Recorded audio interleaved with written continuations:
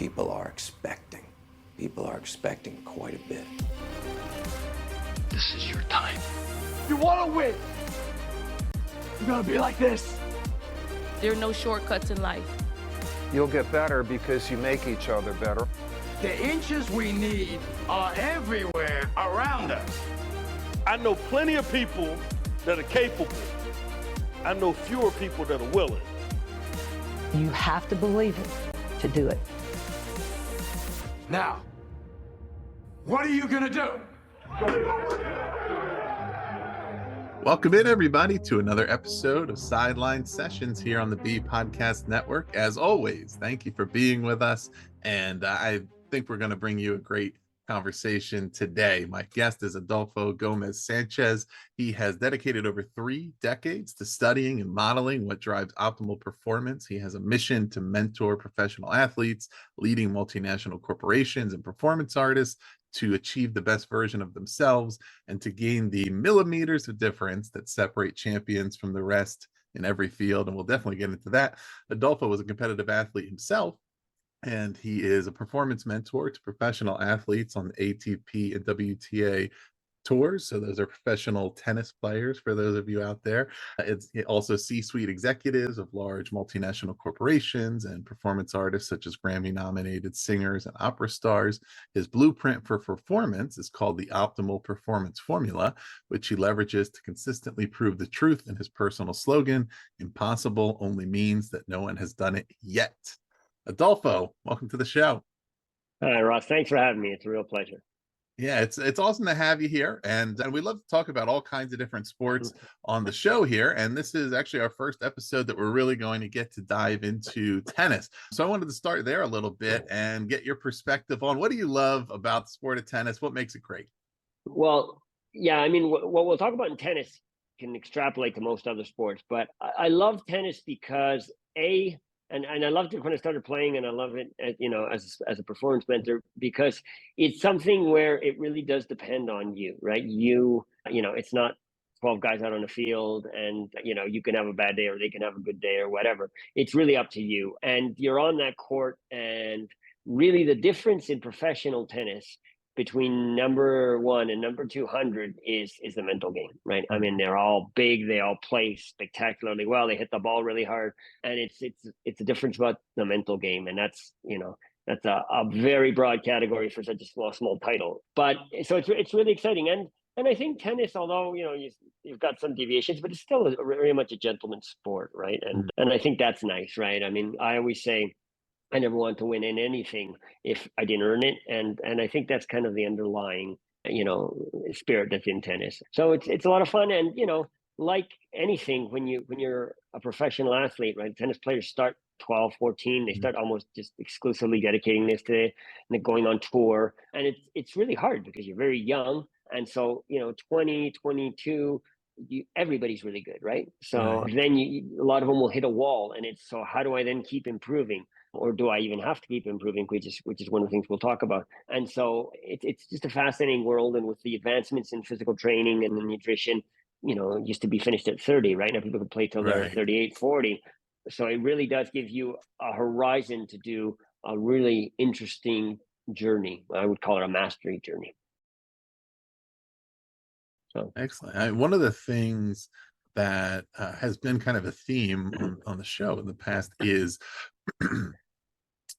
many of our coaches have talked about the benefits of athletes participating in a variety of different sports and not being too hyper focused on specialization from a young age. And so maybe we have some coaches, parents, athletes out there who have who love playing sports, haven't really played tennis that much, are interested in it. And one of the things that stands out to me, and I am not an expert on the sport, but it seems to be that there still is a variety of different styles of play, different ways to be successful, and you have your different court surfaces that play into that and other things. But we're in some sports, due to either the nature of what they are, or in others due to the kind of the data and analytics revolution and what has been termed optimized for what it means to succeed, I think we have seen a little more homogeneity.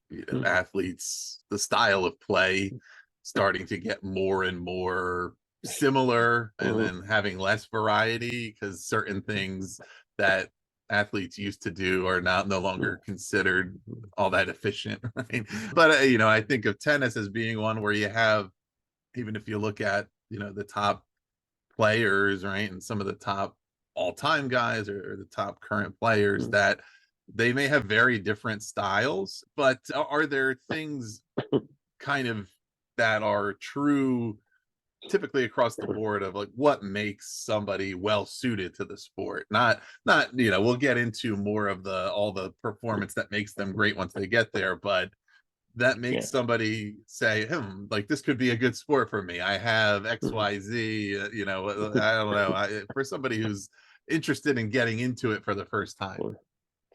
Well, you said a couple of really interesting things. So first, let me just you talked about specialization in multi-sports. I completely support multi-sport in kids until they're at least 16, I'd say, right? And there's a couple of reasons for that. One, there's cross training, right? And there's skills that will roll over.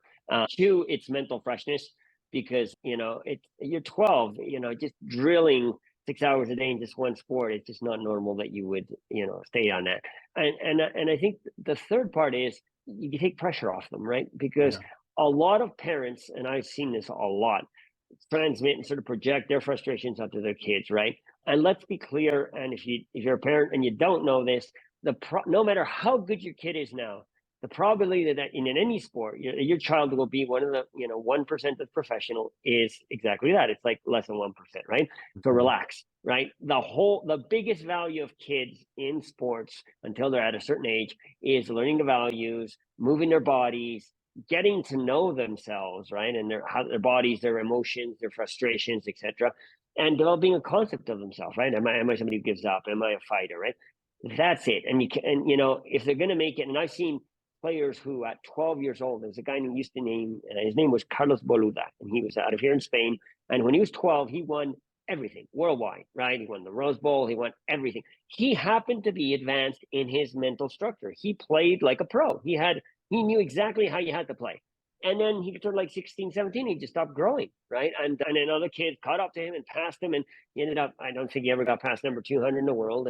But one of the big handicaps he had was he was so frustrated because when he was 14, his parents would say, "You want my son to go to your tournament? You pay me $6,000 guaranteed, right?" And they're like, "Excuse me," right? And he had a sponsor and he had an agent, and whereas if you see a Rafa Nadal, right, the story of Rafael Nadal, he was coached by his uncle, which was a wonderful stroke of luck, not because I'm particularly a fan of Tony Nadal, but because he didn't have a say in whether that was going to be his coach or not. Yeah. I think 12 years old, Fernando Velasco at 12 fired his coach, right? I mean, how can a 12-year-old fire your coach? Right. Whereas Rafa Nadal had no say on this, right? So by the time he was old enough, he had been, distilled with a series of values around hard work, about, the way you approach things that really shaped who he is, right? And so when a child is going up, and one of the things Tony and Nadal did when Rafa won the championship, the national championship, I think it was 14 years old, or 15, he said, here's the list of the last 20 champions of this championship, right? He said, how many names do you recognize? And it was like 2 or 3, and everybody else. He said, so you haven't done anything yet, so relax, right? And I think that's important, right? You need to keep things in perspective. People have to be, and this is true when you get an adult, you have to be proud and happy when you make a success, but that doesn't mean the journey's over, and definitely don't get overconfident. And there's a great book called Thinking in Bets by, I think her name's Annie Potts. She's you know the book, right? She's a PhD in cognitive psychology, and she's a championship poker player. And one of her premises that she has discovered is that when things go well, people drastically overestimate their merit in that. And when it goes poorly, they always put a lot more weight onto the circumstances. And that's actually wrong. And it's just not true. Statistically, it's just not true, right? So, you are neither your successes nor your defeats. So just, chill out and just keep working. And the big prize is who you become, right? And if there's one thing I could say about kids in sports, it's who you become. So that's around multi-sport. So back to being suited to tennis. So obviously tennis, and especially if you think you're going to get serious about it, you have to be kind of okay being alone, because you're alone on the court, but you're also traveling and you're kind of alone. You have your team, but that thing, it's not like being on a soccer or a football or a baseball team where you might travel, but you've got your teammates, and it's a whole, and a lot of them are going through the similar things you're going through. You're a tennis player, it's you, and everybody else, your friends, are your rivals, because that's who you meet in all the tournaments and you go up against. And that's neither good nor bad, but it does have to do with your personality. I'm a bit of an introvert, so I'm comfortable with that. But I've known professional tennis players who said, I should have been a soccer player because I really like the team spirit and I like being able to rely on people and whatever. So I think that's one of the first things you have to think of. And the other thing is it's technically it's a complex sport, right? I mean, actually the strokes and then the footwork and like everything, there's things that non-professionals or experienced people don't see, right? Roger Federer's footwork was world class, and people don't realize that. They thought he was just so gifted. Reason he played so well, one of the reasons, was because his footwork was just world class. So while other guys were lunging for balls, he was already there, and that's one of the secrets of tennis, right? You have to receive the ball right. If you sort of hit it, hitting it's not the hard part. It's receiving it and getting it exactly where you need to get it, right? Mm-hmm. And so he was just exceptional at that, and he worked really hard at this. Roger Federer was a really hard worker. I mean, you're 4 hours on the practice court, and people think it's natural, right? But it's those small things. So it's a really technical sport, and you really have to work on those small things. Rafa Nadal with his brute force, king of clay, he did really well. But at one point, he realized if he wanted to advance his career, he needed to do things that he wasn't good at. He had to work on his serve, he had to work on his volley, he had to change certain things, he had to flatten out his strokes, right? Just like Tiger Woods when he changed his swing halfway and his grip halfway through, right? That's what a real, tennis is a technical like golf, and it requires you to sort of fine tune all the time. And so you have to sort of be able to put your ego on the coat rack and say, I'm going to test this out. And you may feel like you're going backwards, but you'll eventually go forwards. And I think that's a special type of person, right? I think few, whatever, quarterbacks or running backs go out and take a ball and feel, I don't know how to run today, right? When you're a tennis player, there's days you're like, shit, I can't get my strings on the racket right, or on the ball right. And so I think you have to be comfortable with that and see it as a journey. And if you do, it's fun. And, I guess it's true in all sports, but in tennis, the worst thing you can do is actually worry about the scoreboard, right? Because there are so many exogenous factors, and a call can go against you. It doesn't matter, right? You just have to get into your game and your rhythm. And so I would say one of the things that gives you is the chance. Tennis almost forces you to create an identity, right?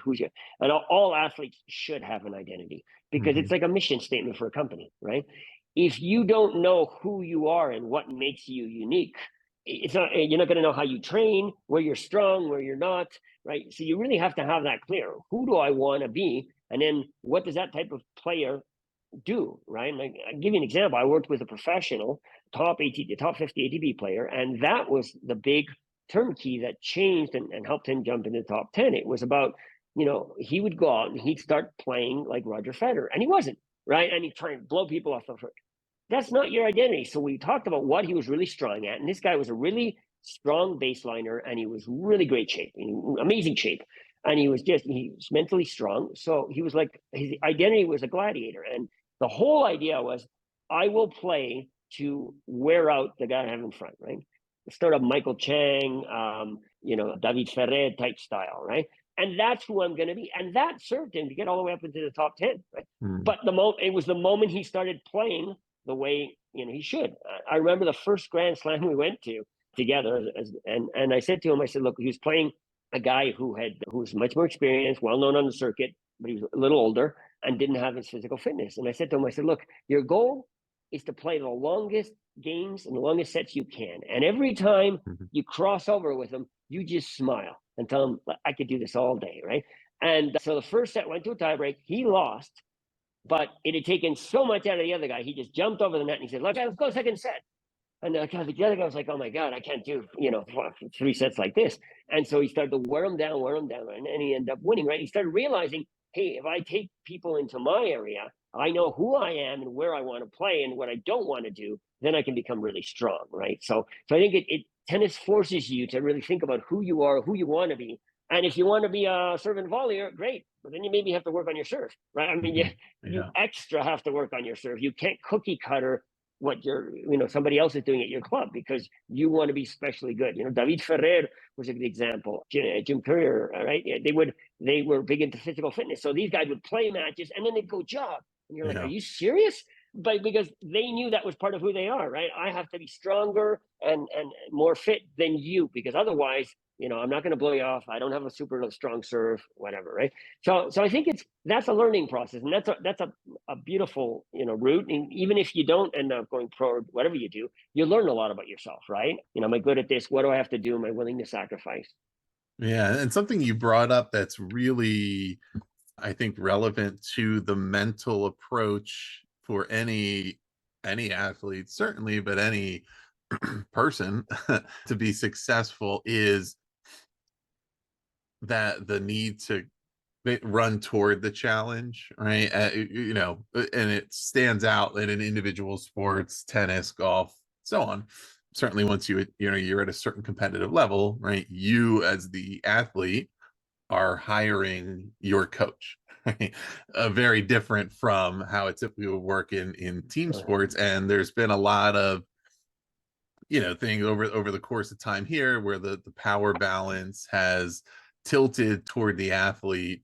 We've seen it here in the US in college sports with the way that compensation has changed and transfers where athletes can switch schools without really much of a burden. We've seen even some of the professional teams where athletes have achieved a certain level of influence, say a LeBron James and guys like that, where if they're not hand selecting the coach, they have tremendous influence over it. And often in those cases, it's looked at as, or maybe even is the case that it is taking the path that has a little less friction. It's saying, oh, I'm not getting along with this coach, or I don't like his approach, or I just want to go with somebody who's going to let me do what I do and not necessarily try to get me to do something different. Versus, in these individual sports, like you're totally accountable for yourself and your own performance. And if you want to be your best, you're going to have to go to somebody who's going to push you and who's going to make you do the things that you don't do well. And you're going to have that perspective on, as I referred to in the intro, those millimeters of difference, right? And you've talked about it where you can watch a match at one of these tennis tournaments and see a player who is ranked number 200 or even below, and they could be going against one of the top guys, right? Djokovic, Alcaraz, whatever. And to a normal observer, it can look pretty close, like, oh, they belong there. They're pretty good. If they got a couple of breaks the other way, they could have won that. But to the athlete who wants to get there, they can tell, look, it's small differences, but it's not that close. There's a reason that guy is number 1, number 2, number 3, and I'm not. And and if I really want to improve, I have to be willing to really dedicate myself to those little things that maybe I don't want to do or that don't come naturally to me, but I have to find somebody and be willing to be coached and have that mentality of, I can improve, I can learn this, but I need somebody who's going to really push me. Yeah, and I think you touched on something really important, and it's about being comfortable, getting comfortable being uncomfortable, right? And the greats do that, right?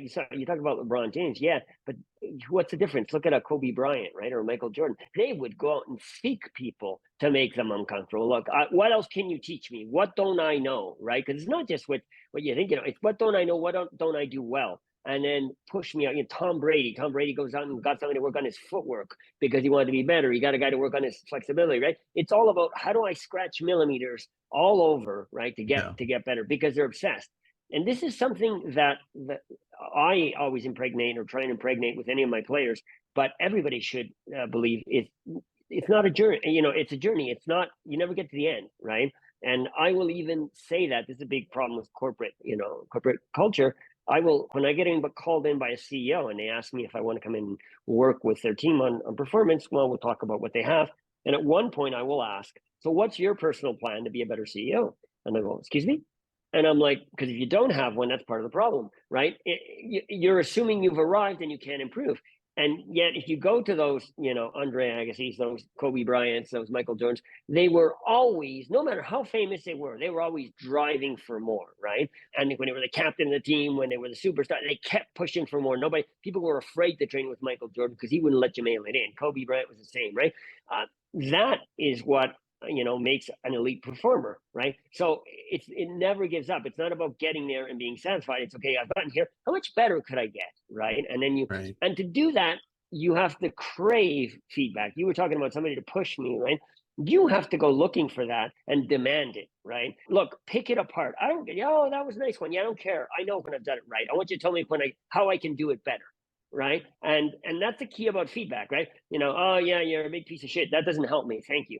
But you're not using your hip, or you're not pivoting, or you're not transferring using a kinetic chain. That helps me, right? So, but I want that because, that just doesn't make me good or bad. It will make me better. And I want to be uncomfortable because I've got this goal, right? And nothing is more important than that goal. And even if I have to feel bad, even if I have to work twice as much, and then you're willing to, take it apart and work on little pieces of it, optimize it and go forward, right? And most people aren't willing to do that, right? Because they just don't care enough. That's why you have to have your identity and a burning passion for doing this, right? The greatest players I've ever met on tour loved to compete and loved to play tennis. They were not playing tennis for the money or for the fame, right? The ones who did that, were always ranked lower. But a guy like Rafael Nadal never, and not just now, has never played for money.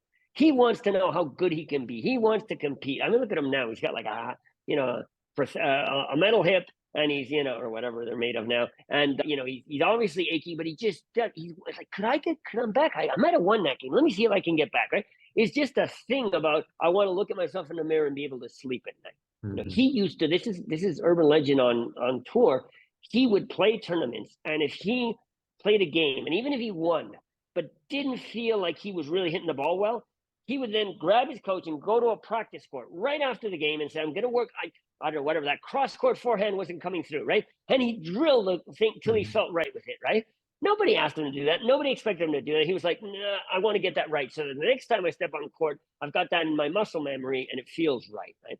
That's what separates the best from the rest. And you find that in every field, right? I mean, guys like Steve Jobs. Steve Jobs was an obsessive worker, and he would present, when he presented his product, he would prepare like nobody, right? So every time you see somebody who's lucky or a prodigy, really it's somebody who's putting tons of hours of work in on their craft, and people don't want to do that, right? Because we live in a hack-driven society, right? Tell me how to become a superstar or lose 30 pounds in a week, right? You can't, right? It's not sustainable. Right. And it's making me think of something that comes up, and I talk about a lot when I do performance coaching with professionals in different businesses, but the same would apply to athletes, which is that there's a lot of emphasis, often on strengthening your weaknesses, and to a certain point that's important, but also spend the time to strengthen your strengths, right? There's no limit to how good you can be at the things you're good at, and the better you get at those, the more it matches up. For example, you mentioned, you referenced a guy like Jim Courier as somebody who focused on conditioning, right? And he might be going up against an opponent who he's only 80% as skilled or as talented as his opponent. But if he's able to maintain his conditioning and he's able to stay at that level throughout the match, and the other guy is getting tired, eventually that level comes down and he might, catch up because he was strong in what he was strong. Or Nadal, he could have been a lot worse on clay courts and still been the best clay court player, right?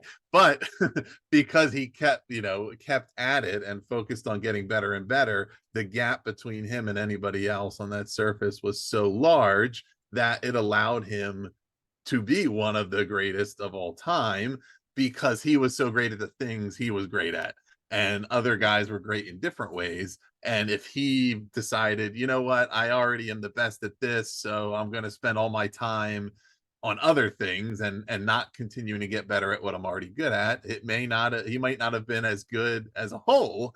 But anyway, it's making me think of that. But let's get into your approach. I want to make sure, what makes how do you work with athletes? What makes your approach different?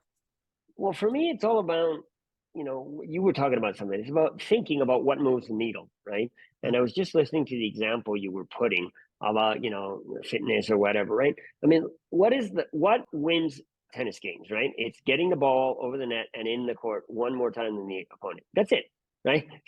And there's tons of ways to do that, right? You can do that because you blow them off the court with a hard winner, or you can just plop that ball over 1,000 times, right? I mean, if you look at the net clearance that Rafael Nadal has, it's like 3 times anybody else, right? But he just doesn't miss on clay. He will just, and he could do that. It's like that Captain America line in the Avengers movie, right? I could do this all day. He just doesn't care.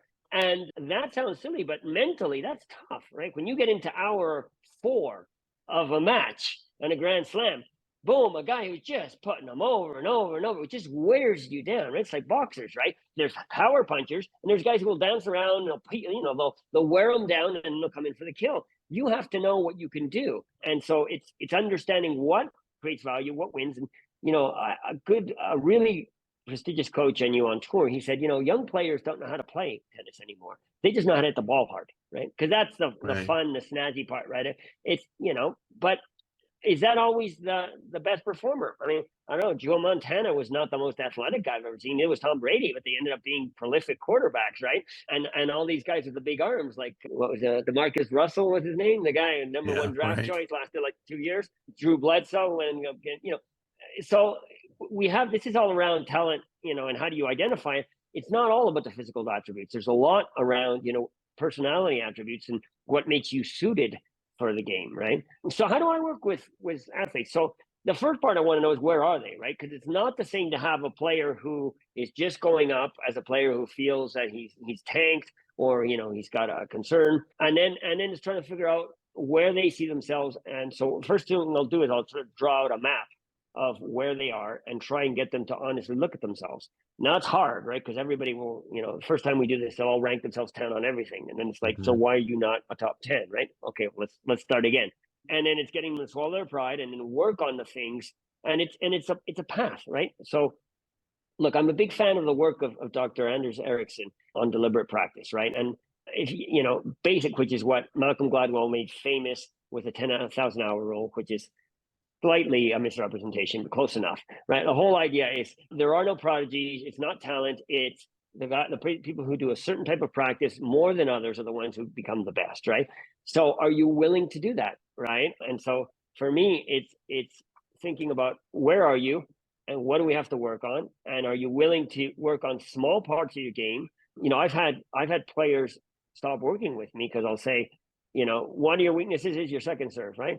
So what do you want me to do? Well, we'll find a coach, we'll work on your mechanics, and I want you to do 2 extra hours of serve after your regular training a day. Are you kidding? Well, do you want it or not? I mean, hey, that's great. You don't want it, that's fine. But, you're competing with guys who are willing to do that, right? So, and maybe another guy doesn't have to do that. He just has to clean up his diet, or he has to do whatever. Agassi, when he came back from so he had that slump and he came back, he started doing stuff like having a hydration program and planning, an hour a day before he started playing. I mean, that's a pain in the ass. You're pissing all night, right? But his performance went up. So how much do you want to go? So that's to me the raw materials, right? So I kind of have 3 blocks, right? Mindset for me is the raw material, right? Do you have what you have? Because if you don't even go on the journey, because then you're going to go 3 steps. You're going to start complaining, right? Do you take absolute responsibility? Do you always want to get better? What meaning do you give it, right? That's one of the tools I work with people, right? Nothing means anything except the meaning you give it. And that sounds really obvious, but it's probably one of the most powerful tools you can ever do. So, let me give you an example. A real story from the tour. Working with one guy, and he said, he would tell me he'd get really nervous when he had a break point in his favor, right? So he's able to break the other guy, and he get really nervous. I was like, well, why the hell are you nervous? Because the other guy's got the pressure, right? And then he would give it this meaning that if he didn't convert it, then, it was just, rubbish, whatever. It's negative self-talk. So then I said to him, I said, well, okay, let's get some data, right? Do you know what the best guys in the world, the Djokovic and Nadal, do in terms of conversion rates on break points when they've got a chance to break? I don't know. I said about 30, 35%. So I don't believe you. I said, let's go. Let's look at the box scores. Boom, boom, boom, boom. I was exactly right. I'd done that before, right? And he said, I don't believe you. So, okay, so now what does it mean? So when you got a break point in your favor and you fail, what does it mean? Nothing. As long as you get 3 out of 10, you're rocking. You're world class. Wow. So how you play that point changes dramatically. Your physiology, your mindset, your aggressiveness, your strategy changes if you think, this is make or break, right? I fail this point, I'm a piece of shit, the game's over. Or I fail this point, I'm putting pressure on them and I still got another, 2 points to still be on 30%, right? So meaning is really important. So those to me are the raw materials. The next thing I think you need when I work with a player is a map, right? Because you can't do it all at once. So, going back to the deliberate practice, so 10,000 hours is like 10 years, right? So if you want to be really great, you got to think in decades, right? What am I getting, or at least 5-year plans, right? Not what can I do in the next 3 months? What can I do from here to 10 years to be an amazing player? And that's how they have to think. And that's the mindset, by the way, that hurts, in my opinion, guys like Carlos Alcaraz, right? Carlos Alcaraz, he got so much success so fast, right? And he's incredibly talented. But if you notice, he hasn't been doing so well, right? Because the pressure and the expectations he has, right, are killing him. And it's a big mistake because he's just turned 20, right? He's not a finished product, can't be, should never even have thought he was, right? And he was expecting to win every Grand Slam he goes into. And that, in my opinion, was poor training, poor coaching, right? He should have had somebody said, okay, great. Hey, wow, congratulations, man. What can we do from here to 5 years? By the time you're 25, you're going to be eating the circuit, right? Djokovic did that. Remember, I don't know if you remember, I'm a little older, but Djokovic in his early career, he would quit matches because he was winded. He had cramps. He loses concentration. In the 2007 U.S. Open, he double faulted 3 or 4 times against Roger Federer in the tiebreak. Guy was not who he is. As he went away and he said, okay, let me work on all the little pieces. So he fixed his diet, right? He started working on his flexibility. He's got amazing flexibility, which gives him end range strength. He started working his cardiovascular. He did his mindset, mental training. He put all the pieces together, and now he is who he is. He's an absolute beast because he's done the work. He wasn't like that, 15 years ago, right? And so you need a map because they're also sequential, right? Whenever you want to develop a skill, you have to know what you need before. So you want to be a ballet dancer, right? Great. Okay, Ross, you want to do ballet. Great. Okay, I'll go out and I'll try and do this move. Wait a minute. You need flexibility and you need strength in certain muscles that you probably don't use to do the moves, right? So you need to work that. Otherwise, you're going to hurt yourself, right? And it's the same thing. You need to build the pieces, right? And, I have what I call the echelons of excellence, right? So it's like a hierarchy. You need to be in tennis, you need to be consistent before you can have speed and power, right? If you can't get 50 balls over the net, when I used to train, that's my coach's first thing. He'd go to the net, 50 forehands or 50 backhands, and you have to get them over the net and to him, right? Why? Because if you can't consistently get the ball in the net, forget about everything else. Everything else is fiction. Oh, I'm going to play strategy. No, you have to know you can get over the net. Then you can work on getting faster, right? And then you can work on more power and you can work on all kinds of stuff. But you have to understand what the fundamentals are. And so there really helps to work with a mentor, and we draw what I call a mastery map, right? What are the stages? And you're not going to do it all today. So the reason that's important is because let's say you start today and you want to play, I don't know, basketball, right? Great. So your end picture is I want to be like LeBron James. Great. Okay. Now, if you compare yourself after 3 months or a year to LeBron James today, of course, you're going to be disappointed, right? But he didn't get like that in a year, right? Kobe Bryant has this great story about when he was 12 and he had a summer camp, didn't score a point, right? So you need to say 1 year in, where should I be? Okay. If you don't have a map, you can't know if you're on track or not, right? Mm-hmm. And that's where people make a lot of mistakes. This is what I want to look like. Great. But what does it take to get there? All right. So this is this 5-year journey and this is what I've got to do. And as long as you're taking the steps, then you can keep yourself focused.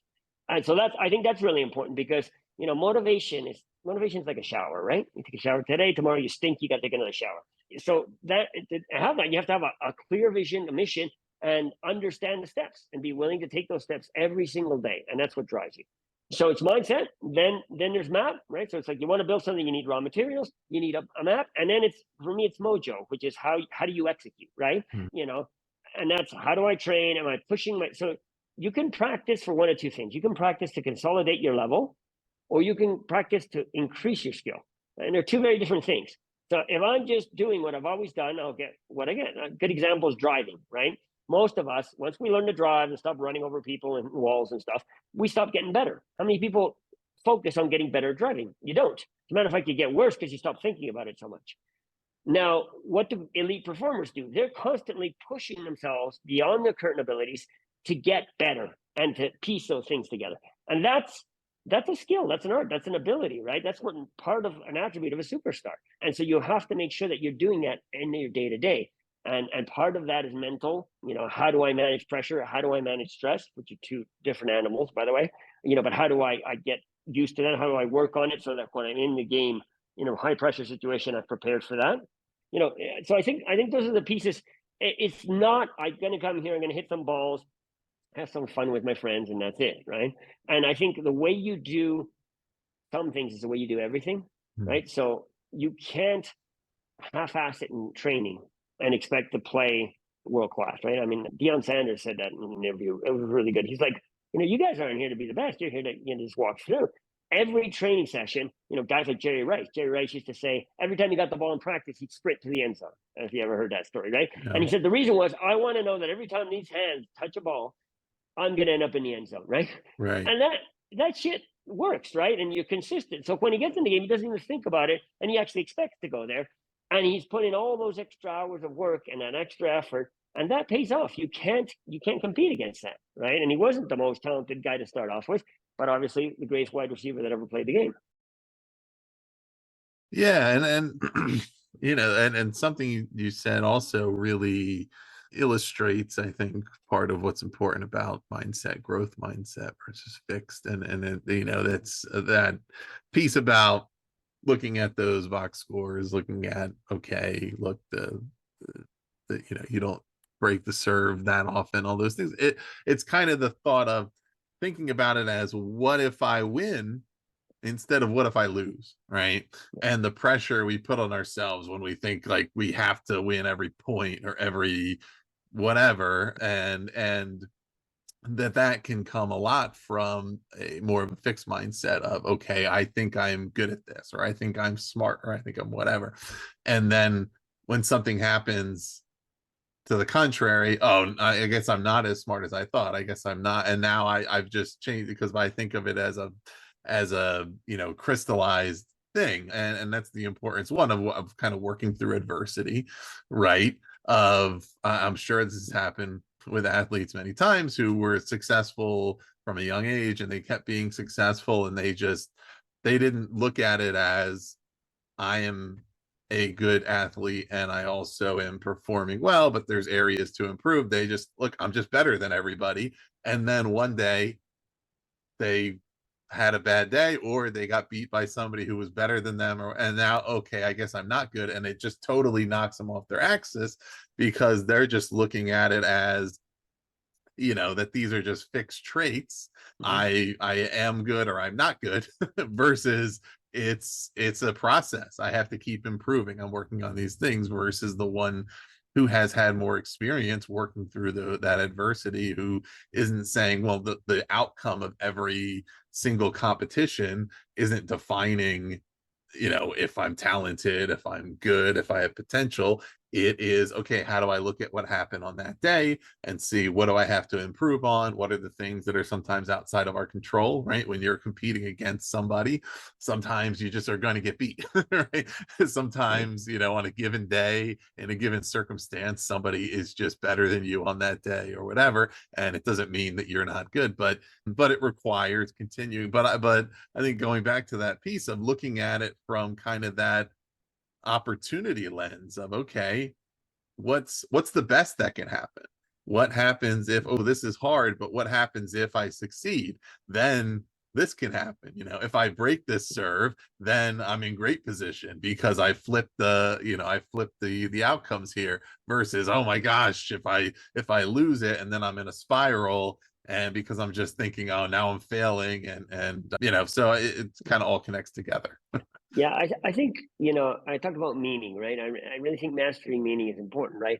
It's a great, and a great example of that was in, I don't remember the year, but the year that Nadal lost to Sutherland in Roland Garros, 2009 or something like that, right? His first year, he lost a game in his first game he ever lost in Roland Garros, 3-time champion or something like that. And he's in the press conference after, and a reporter asked him, "So Rafa, what does this mean, right?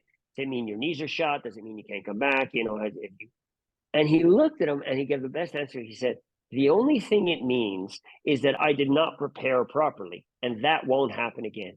Right? So you think of that. The meaning he gave it gave him all the power. Right? It doesn't mean I'm washed up, I'm too old. What can I do with that? Right? It means I should have prepared. Right? So I take the responsibility.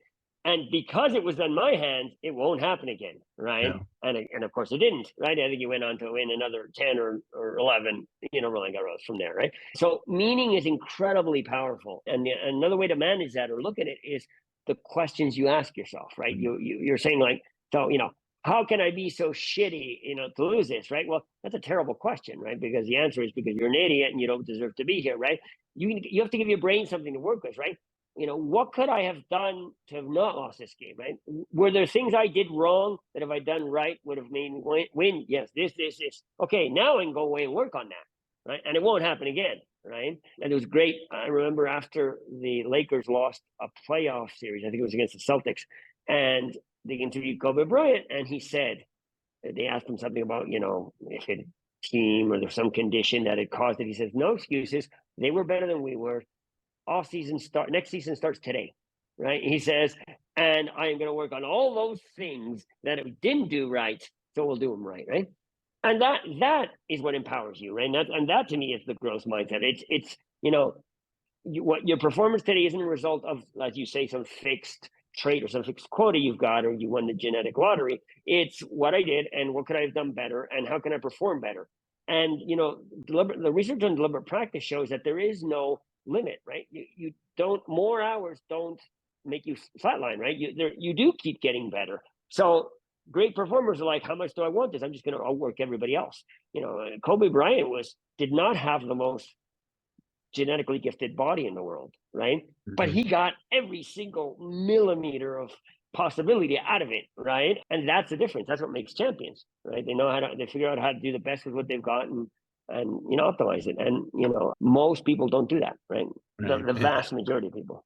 Yeah, and based on approach one, it's not only is it not fixed, but it doesn't move in one direction, right? If you approach it right, athletes get better, athletes get worse, teams get better, teams get worse. That's one of the things that I think we're still pretty bad at as far as how we evaluate those things is okay, if this team lost to this team in the championship this year, then it means that they have to change a bunch of their personnel. There's all these assumptions of what they need to do to be able to beat them next time that don't count on the fact that, well, but what if these players improve? What if we focus on that? What if, and understanding that that's a big part of it, that you can't always assume exactly what that looks like or what progression is, but that just because they were at a certain level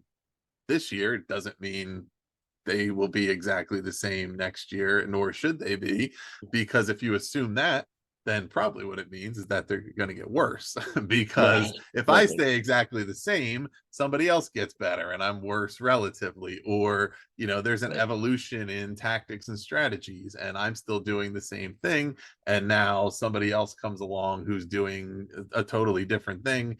And now I'm behind, and that happens all the time. I know, we're getting close to the end here. I wanted to just really briefly give you a chance to, give us an idea of how a lot of this applies beyond sports, right? And I know you use this in your work with businesses, companies, leaders as well. How does that apply, I guess, in brief? Like, what are some examples of ways that you take what you do with sports performance and would use it with a leader in another field?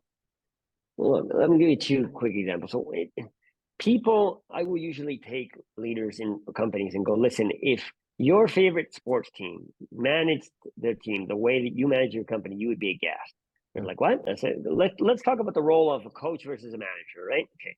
So what does a manager do? Comes in, goes, hey, Ross, you're not hitting your sales targets. You better smarten up to be fired. Be back in 3 months. See how you're doing. Goodbye. Right? So imagine, Belichick coming into the locker room after you guys lost on Sunday. Boy, you really suck. I'm going home. See you next Sunday. You better smarten up or you're all fired, right? I mean, you'd say, what a terrible coach, right? What does a coach do? He says, why did we lose? Tactically, where did we make mistakes? Strategically, where do we make mistakes? What skills are we missing? What conditioning are we missing? All right, Monday, we start working on it as a team, right? How different would a company work if that were the manager's approach? Hey, Ross, you haven't hit your targets. What are you missing? Do you need support on product, on training, getting out there? Is it something we're not giving you, right? And what do you need to develop? And Monday, hey, let's start working on a plan and we'll work on that together. So you would feel, hey, he's got my back. We really are a team and he wants me to grow, right? So, that's one easy example, right?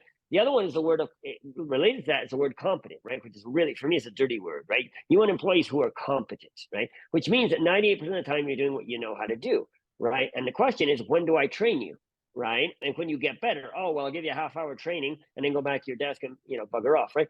But that's insane, right? Because you need to understand how people acquire skills. I can explain to you how to do a spinning back roundhouse kick because I've been doing martial arts for 35 years, but I'm pretty sure you won't be able to do it the first day, right? Yeah. You'd have to go away and practice it, right? Now, if I give you a half hour to do it and then you never get to practice it, how are you going to get good at it? So if I want to teach you, I don't know, whatever, coaching or feedback or psychological safety in a company, and I give you this speech on it and I let you go back to your desk, are you going to be good at it? No, right? So you have to embed in the day-to-day time to work on that, which goes to the sports concept. So an athlete, 90% of the time is working on what they're not good at and what they have to get better at, right? So you need to do that in business. You have to carve out time and consider that real work for somebody to work on something that they need to get better at. And then you'll have a much better team, in the midterm. But you have to do that. And it's a very sort of narrow, naive view. So, that's the kind of things, there's lots of lessons that we take from sports. And, another one is we talk about training movements, not muscles, right? In sports, the science of training has come that you don't work on your biceps. You work on your swing movement, right? Which is your hips, your legs, your grounding, your shoulder, your bicep, and whatever. Why? Because what you really want is to do the swing, right? Not just have a bigger bicep. Well, within companies, it's the same thing, right? They work in silos, right? And then you say, I want to reduce costs. They either tell procurement or finance to do it. But to do it, they need to get operations in there, planning. They need to get commercial in there because the terms will determine, how you work. You need to get your third-party suppliers in there because you need to work with them, right? So it's lessons that the sports world has discovered and that companies can use. And it's funny because when we tell them that, they kind of go like, oh, yeah. And it's obvious, but for some reason we don't do it. Right. Excellent. Well, it's been great to have you here, and we'll link below to your website, goalresults.com, and where people can go on there. They can also find your podcast and other things. Anything in particular you'd like folks to check out? Well, there I'm available on LinkedIn, Adolfo Gómez Sánchez, and just if anybody has any doubts, any questions, or is on an interesting journey, wants to reach out, glad to talk to people. I always say I'm rooting for people. The world needs more unreasonable dreamers, so I'm always rooting for you.